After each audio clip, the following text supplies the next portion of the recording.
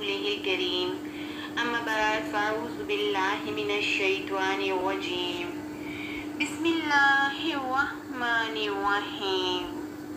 आज की एक नई वीडियो के साथ अस्सलामु अलैकुम वरहमतुल्लाहि वबरकातुहू।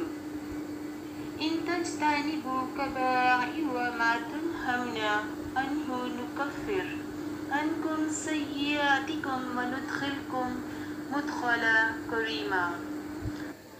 अल्लाह सुब्हानहू व तआला इस छोटी सी आयत में क्या इरशाद फरमा रहे हैं? अल्लाह सुब्हानहू व तआला इरशाद फरमाते हैं कि अगर तुम बड़े बड़े गुनाहों से जिनसे तुमको मना किया गया है इज्तनाब रखोगे तो हम तुम्हारे छोटे छोटे गुनाह माफ़ कर देंगे और तुम्हें इज्जतों के मुकानों में दाखिल करेंगे। इंसान कितनी भी एहतियात करे पर कैफ गुनाह सरजद होते ही रहते हैं। अल्लाह ताला नाराज हो जाएं तो क्या होता है, कभी सोचा हमने? नहीं।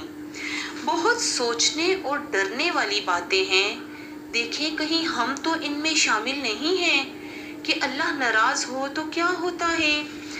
महसूस और ना महसूस होने वाली सजाएं। किसी तालिबे इल्म ने अपने उस्ताद से कहा, हम कितने गुनाह करते हैं ना, और अल्लाह हमें सजा नहीं देता। उस्ताद मोहतरम ने फौरन जवाब दिया, ये भी सजा है कि अल्लाह हमें सजाएं देता है और हमें महसूस नहीं होता। तुम्हारे दिल की सख्ती और आंसू का खुश्क हो जाना क्या इस बात की गवाही नहीं है कि अल्लाह ताला तुमसे नाराज हैं? नेक साले अमल की तरफ कदम बढ़ाने में काहिली क्या इस बात की गवाही नहीं है कि अल्लाह तुमसे नाराज हैं? तुम्हें कुरान करीम की तलावत छोड़े हुए हफ्ते और महीने बीत जाते हैं। क्या इस बात की गवाही नहीं है कि अल्लाह हमसे नाराज हैं? कितनी बार ये आयत तुम्हारी नज़रों से गुजरने के बाद भी तुम अनजान बने रहते हो। अगर ये कुरान हम किसी पहाड़ पर नाजिल फरमाते तो अल्लाह के खौफ से रेजा रेजा हो जाता। अजीज सामीन, अल्लाह सुब्हानहू व तआला क्या इरशाद फरमा रहे हैं कि जालिमों तुम्हें डर नहीं लगता कि अगर ये कुरान मैं पहाड़ के ऊपर नाजिल करता तो वो अल्लाह के खौफ से रेजा रेजा हो जाता। कितनी तवील रातें तुम्हारे ज़िंदगी में गुजरती रहीं, लेकिन क़ियामुल लैल के नवाफिल से महरूम रहना क्या इस बात की गवाही नहीं है कि अल्लाह तुमसे नाराज़ है? कितने खैर व बरकत के मौके हमारी ज़िंदगी में आए।